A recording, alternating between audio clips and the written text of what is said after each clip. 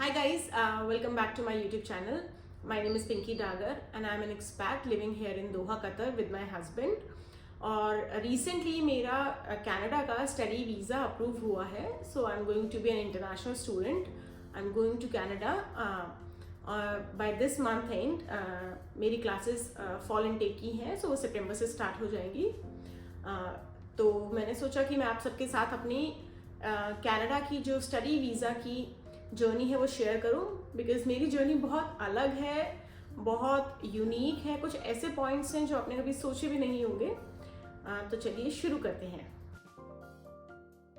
तो सबसे पहले बात करते हैं मेरी प्रोफाइल के बारे में. I am 31 year of age. Second thing, मैं इंडिया में ऑलरेडी मास्टर्स कर चुकी हूँ, यानी मेरे पास एक post graduation diploma in management है मार्केटिंग और फाइनेंस में. ये मैंने 2012 से 2014 में कंप्लीट किया था और इंडिया में इसकी जो वैलिडिटी है वो इक्वलेंट टू MBA है. सो इसके बाद मैंने एक 2018 में IIT दिल्ली से एक 3 मंथ्स का शॉर्ट ड्यूरेशन कोर्स किया था, certificate course in business management digital marketing में. और मैं एक सीजन बैंकर हूँ 9 साल के एक्सपीरियंस के साथ. इसके अलावा बीच में एक बहुत छोटा सा टाइम फ्रेम में मैंने एज अ प्रोजेक्ट मैनेजर भी काम किया था. ये मेरी इंटायर प्रोफाइल है, बिकॉज ये कोई भी एक नॉर्मल एवरेज स्टूडेंट की प्रोफाइल से मैच नहीं होती है. इसलिए मेरा केस थोड़ा सा अलग है, यूनिक है कि इस एज पे without any refusal one go में वीज़ा आना अपने आप में एक बहुत बड़ी अचीवमेंट है. सो मैं आप लोगों के साथ शेयर करना चाहूँगी कि क्या ऐसी चीज़ें थी जो मैंने अपने वीज़ा फाइलिंग के टाइम पे ध्यान में रखी थी, और वो आप भी ध्यान में रख सकते हैं और अपना वीज़ा अकॉर्डिंगली फाइल करेंगे तो आपको भी आपका वीज़ा बहुत आसानी से वन गो में रिसीव हो जाएगा. तो सबसे पहले बात करते हैं कि ये ऑल ऑफ सडन कनाडा जाने का ख्याल कैसे आया. मैं बहुत टाइम से अपने फील्ड में बैंकिंग में कुछ और करना चाहती थी, बिकॉज जो मेरा जॉब रोल था 9 ईयर से वो मेजरली सेल्स से रिलेटेड था. So I was a relationship manager, but वो उसके पार्ट में आपको सेल्स भी करनी होती है. मेरी जो जॉब प्रोफाइल थी वो प्योरली ऑपरेशंस नहीं थी, एंड मैं कुछ और इस रोल पे करना चाह रही थी. बिकॉज होता क्या है ना कि बैंकिंग में अगर आप सेल्स में लेवल 1 पे हो या लेवल 10 पे हो या आप सीनियर मैनेजमेंट में भी हो, एट द एंड आपको सेल्स ही करनी है. सो इट्स बेटर कि अगर आपको अपना फील्ड स्विच करना है या अपना जॉब प्रोफाइल स्विच करना है तो आपके पास कोई एडिशनल क्वालिफिकेशन होनी चाहिए. सो मेरे हस्बैंड मुझे काफ़ी सपोर्ट कर रहे थे इस बारे में, और वो मुझे काफ़ी टाइम से मोटिवेट कर रहे थे कि अगर मैं कुछ करना चाहती हूँ तो मैं उसके रिगार्डिंग कुछ कोर्सेज वगैरह सर्च करूँ. तो यहाँ से मेरा जो होराइज़न था आगे पढ़ने के लिए वो स्टार्ट हुआ कि मुझे किस तरह के कोर्स करने चाहिए. शॉर्ट टर्म कोर्स करूँ या लॉन्ग टर्म कोर्स करूँ, इंडिया से करूँ या बाहर से करूँ. सो जो कंट्रीज़ मैंने आइडेंटिफाई किए थे वो थे Ireland, UK and then Australia and Canada. तो ऑस्ट्रेलिया में एक चीज़ थी कि मेजरली 5 ईयर्स के गैप या 7 ईयर के गैप के बाद आपको एक्सेप्टेंस रेट आपका बहुत कम हो जाता है. आपका एजुकेशन गैप 5 to 7 ईयर से ज़्यादा का नहीं होना चाहिए. UK में मुझे कोई उतना अच्छा कॉलेज समझ नहीं आया. आयरलैंड में भी जो चीज़ें थी कुछ मुझे उतनी अच्छी नहीं लगी. देन आई डिसाइडेड कि मैं कनाडा के लिए ट्राई करती हूँ.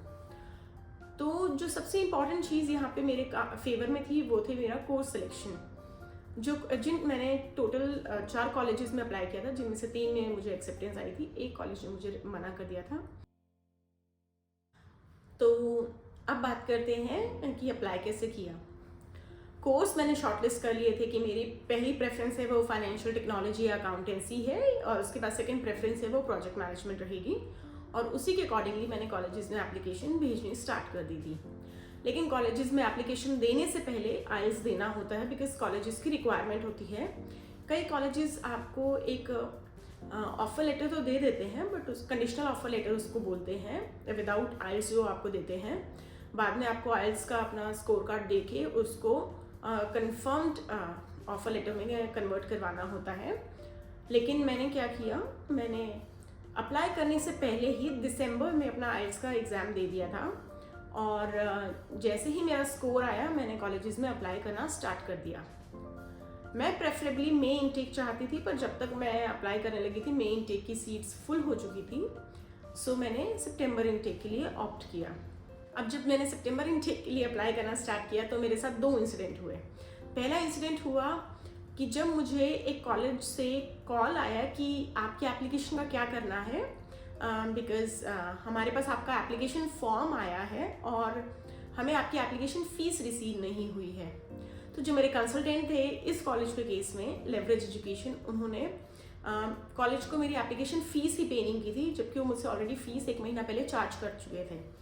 इसके बारे में हम सेकंड वीडियो में बात करेंगे जो आने वाली सीरीज़ है, कि मैं पूरा डिटेल में एक्सप्लेन करूँगी कि एग्जैक्टली हुआ क्या था।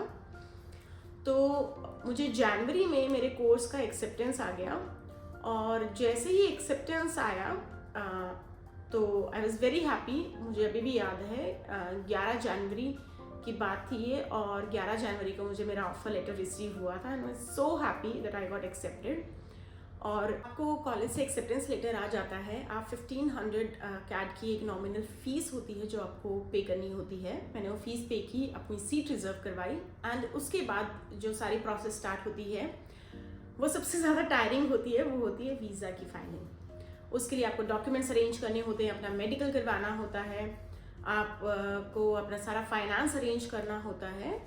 तो मैंने ये सारी चीज़ें की। जो मेरी GIC थी वो मैंने CIBC से बनवाई। अगर आप किसी भी इंस्टीट्यूशन से लोन लेते हैं, एजुकेशन लोन, तो वो आपकी जो फाइल होती है उसमें क्रेडिबिलिटी का एरिया बढ़ा देता है, क्योंकि उनको पता होता है इमिग्रेशन ऑफिसर्स को कि अगर बैंक ने आपको लोन दिया है तो उन्होंने चीज़ें सारी चेक करके दी होंगी एंड आपकी क्रेडिबिलिटी हो जाती है, प्लस आपकी एक होम कंट्री में एक लायबिलिटी भी हो जाती है, जिसको ध्यान में रखते हुए आपकी फ़ाइल को कुछ प्लस पॉइंट्स मिलते हैं। मैंने अपनी जो फाइल है वो 29 मार्च को लगाई थी, तो मैंने अपने बायोमेट्रिक 13 अप्रैल को दिए। उसके बाद स्टार्ट हुई सबसे मुश्किल घड़ी, इंतज़ार की। 29 जून को रात के 8 बजे के आसपास सैटरडे था, तो मुझे एक्सपेक्टेड नहीं था कि आज कुछ अपडेट आएगा और मुझे मेरे बायोमेट्रिक के अपडेशन का मेल आता है। मैंने बड़ी उम्मीद से उस मेल को खोला था कि शायद हो सकता है मुझे पासपोर्ट सबमिशन की रिक्वेस्ट आई हो, पर वो बायोमेट्रिक अपडेट के ऊपर था कि आपके बायोमेट्रिक की वैलिडिटी इतने पीरियड के लिए है एंड एवरीथिंग। मैंने मेल चेक किया और फिर मैं अपने किसी काम में बिजी हो गई। थोड़ी देर बाद आके मैंने अपना फ़ोन चेक किया तो मुझे एक और नोटिफिकेशन दिखाई दी। मैंने इस बार चेक किया तो मेरी खुशी का ठिकाना नहीं था, क्योंकि मुझे वो गोल्डन ईमेल आ चुकी थी कि मेरे PPR की रिक्वेस्ट आ गई है और मुझे अपना पासपोर्ट सबमिट करवाना है स्टैंपिंग के लिए। मैंने वापस से अपॉइंटमेंट बुक किया, मैं अपना पासपोर्ट सबमिट करवाने गई। मेरे पासपोर्ट पे स्टैंपिंग हो गई, कितने दिन में आई, अराउंड 1 हफ्ता लगा।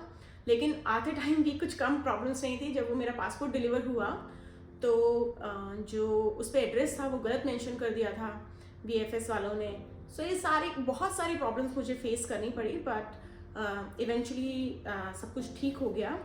तो मैं इन सारी चीज़ों के बारे में कि क्यों मेरा एक ऑफर लेटर था वो विड्रॉ हो गया था, प्लस क्यों मुझे कॉलेज से लेट ऑफर लेटर इशू हुआ, कंसल्टेंट्स ने क्या प्रॉब्लम्स क्रिएट की, इसके अलावा IRCC की तरफ से क्या मुझे इश्यूज फेस करने पड़े, VFS की वजह से मुझे क्या दिक्कतें हुई। सो मैं हर एक स्टेप के बारे में आपसे डिटेल में आने वाली वीडियोस में बात करूँगी और मैं आपको बताऊँगी कि मैंने क्या उसके लिए स्टेप्स आगे लिए ताकि वो प्रॉब्लम जल्दी से जल्दी रिजॉल्व हों, और कैसे मेरा वीज़ा मुझे इतने जल्दी से 2 महीने के अंदर मिल गया विदाउट एनी रिफ्यूज़ल, और मैंने क्या एडिशनल डॉक्यूमेंट ऐसे थे जो लगाए थे जिससे मेरी फाइल थोड़ी स्ट्रांग बनती थी। तो उस सारी इन्फॉर्मेशन के लिए please subscribe to my channel, share it with your friends and families and please click the bell icon so that कि मैं जैसे ही नई वीडियो अपलोड करूँ आपको फुल इन्फॉर्मेशन के साथ वो वीडियो मिले और आपको नोटिफिकेशन आए। So thank you so much for all your love and blessings. Thank you.